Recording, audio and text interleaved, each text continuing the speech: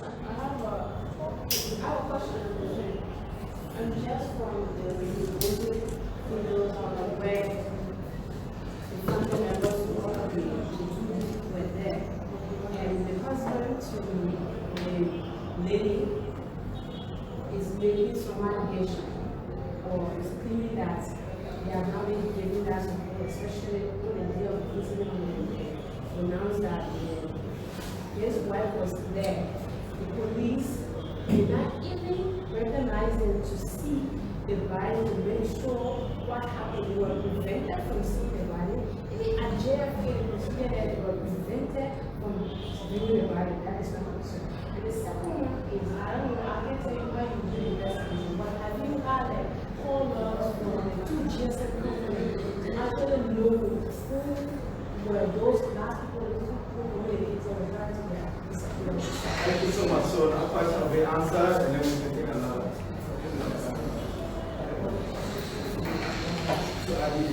Yeah, okay, thank you very much for your question. It is unfortunate to have heard that families of the deceased were prevented from seeing this body. I just told you that with the accuracy of the family, the body was taken to see Moses. And the family met with us on Saturday, and we decided that we will conduct a coroner inquest today. The coroner inquest is ongoing. So I don't see why the police will start the husband to the deceased from seeing his wife. I mean, it's difficult to believe, but again, we will say if that happened, probably it's not to our knowledge because they were present, the doctor went there and all spoke, and they identified St. Moses that the body should be taken to St. Moses. As it relates to the court law, this is why I'm saying we're asking the rumor, the general public to desist on spreading rumors and going on Facebook and all of that and saying things that is contrary to this investigation. If you have any piece of information, come to us. We will ensure that we help you with those. We will get those information like those information. We are doing everything. We are not deleting this group of touch. We are coming to getting follow, talking to people of interest. We talking to just anybody that was mentioned or that was talked about in this case. So yes, we are at the verge of getting the follow. Thank you so much, James. My name is James Udefo. I report for School FM and School TV. Honorable RG, I'm concerned. We have a couple of days or just a month plus to the national election. That is the senatorial election. And we see mysterious deaths taking place everywhere. What have the police done first to prevent these things from happening? Or what are you doing? Then let's go to what happened. Is the police ready equipped to conduct this investigation?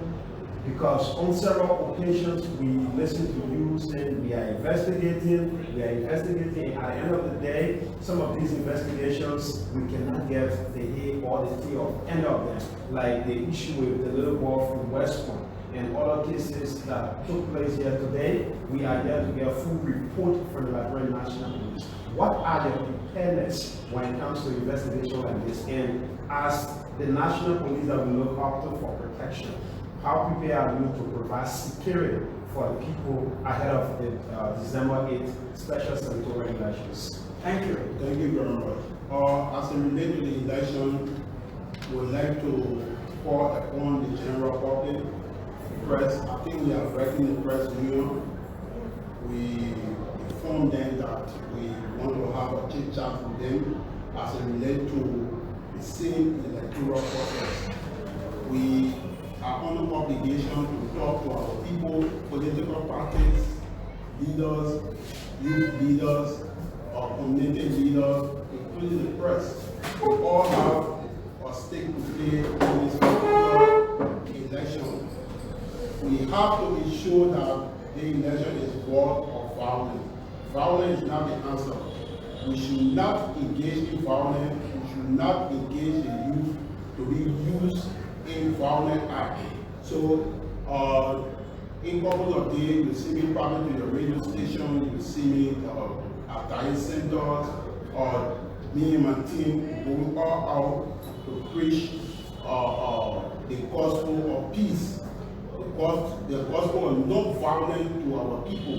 We will ensure that this election will be violence-free. We have had another election that the LPR have conducted and went very well, and we are ensuring that this time around, this election will go very well. Look, we are in charge. The Liberia National Police is in charge, and we are warning all politicians. All politicians will be a violator of the law. You should stand fast and ensure that the conduct of the election should be very peaceful.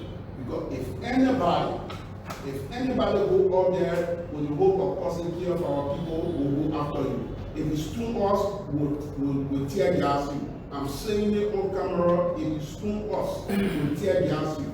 The Liberia National Police have been very tolerant with its citizens. We have been very tolerant in enforcing. Right now, we will not sit for this country to go backward. We'll ensure that the election will be conducted in a very peaceful atmosphere. We are not going to sit for one group of person or individual to derail the peace that we all yearn for. So we will ensure that our men will be deployed. We will escort each of the party or police officer whenever they are moving. We will be in conversation with them. We'll have the schedule, and wheresoever those parties will be going, we'll deploy those areas to make sure that there will be no skirmishing, there will be no interaction with other parties. We will always set a demarcation. When it comes to your question about the investigation concerning the child from West Point, we conducted the investigation and we found out that our officer will not held liable for what has happened to this child. So the family member said they were in disagreement with the police report. So what we did, we turned the case over to the surveillance complaint board of the Liberia National Police. The surveillance complaint board is comprising of members from the civil society, justice ministry, the human rights, and also the bar association, and the board is being headed by Councillor Theodore Gondo. So we are waiting for them they have completed the investigation and take all of the families. I'm sure, positively sure, before the weekend, they will present such findings to us and we'll get back to the public to ensure that the public know what is unfolding. Look, this administration will not shield any police officer who engage in any act of violence. Any of our officers that are engaging out of violence, definitely will go after you, will make sure the law will take its course. Like there's an incident that occurred in Korea, where people were lying on our officer. I can show you before the weekend, we'll come up with a press release on the action taken against the officer. We are not going to condone any act of violence for our officer, and we will not condone any act of violence from the public. So you can rest assured that we are prepared, we are set, we are ready to maintain the peace. Okay, so yes, finally, please. Yeah, just my final question. Honorable RG, thank you very much, and I think you said all that everybody wants to listen. But let's go to what you talk about, deploying manpower to where politicians will be along with their supporters. Of recent, you have been described as civility police. That is, you only there to protect the government or the government supporters. And I have not been seeing you ready to giving your manpower to opposition politicians when they are here on their rally, like the likes of Dillon and others. What are you doing to put these mechanisms in place? Look, the Liberia National Police is for the people. When you have Jerusalem, I assure you didn't get people from Mars or Pluto to come down to police that march. It was opposition march. We had another march with thousands of people, and that march went with all one incident. You should be sent here to hear the Liberia National Police. There is never a time that the opposition had a rally or so and called upon the Liberia National Police that was not go there to present or to cover the area. Whenever there is a event that we are aware of, we usually go there to cover those places. But people have the tendency of just going into area when official break up, then they start calling our national police. So this time around, we are working with the election commission, we are working with all of the political parties and independent candidates to ensure that if you even want to take a walk to West Point, because we'll have officers assigned to all of the candidates, if we're taking a walk to West Point, they will inform us to say, no, we're taking a walk to West Point. So we make sure that we'll have officers deployed to West Point, so nobody should not enter the candidate that is moving to that particular point. So to come up and say that we're not giving opposition protection, I think that's a fallacy and that's a misrepresentation of the Liberia National Police. If the Liberia National Police was not in the best interest of all of us, say this thing, I can show you by now we'll be living in total anarchy.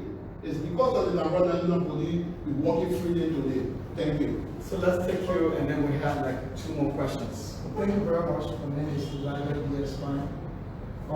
Prior to the death of the 2 persons on the Brushwood, there were issued a ticket from the MCC worker for the parking of the car. Have the Liberia National Police been able to investigate who issued the ticket prior to the death of these 2 persons? Thank you very much. That's a very good question. I told you we are investigating everybody, including, I think when you report, the wife said that our husband was going to the bank, including we spoke to people from the bank, we spoke to the car parking, ticket attendant, we spoke to him, and we are putting all of the persons together. I can assure you in the shortest possible time, we'll come up with something for the public. But we are informing you that everybody that is linked to the case that was mentioned or have, even the security to where the car was parking, there's a security that went right in that area, we even spoke with the security.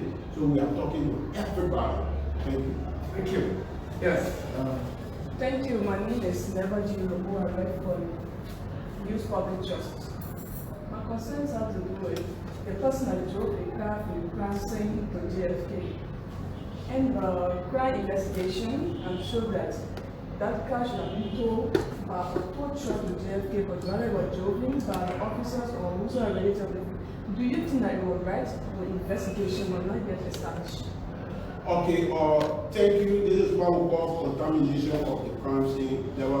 Look, I must say publicly that there was some error on the crime scene, but those errors on the crime scene was not as significant as to destroying the evidence that we had at the day.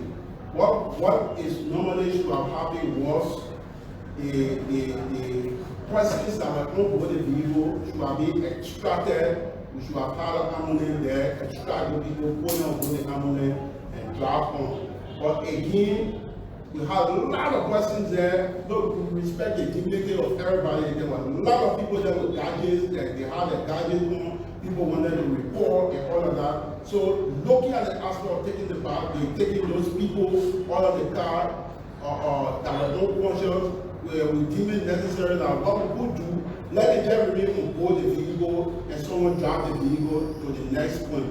The thing here is we don't want them, we didn't want the investigation to abandon the public opinion like that.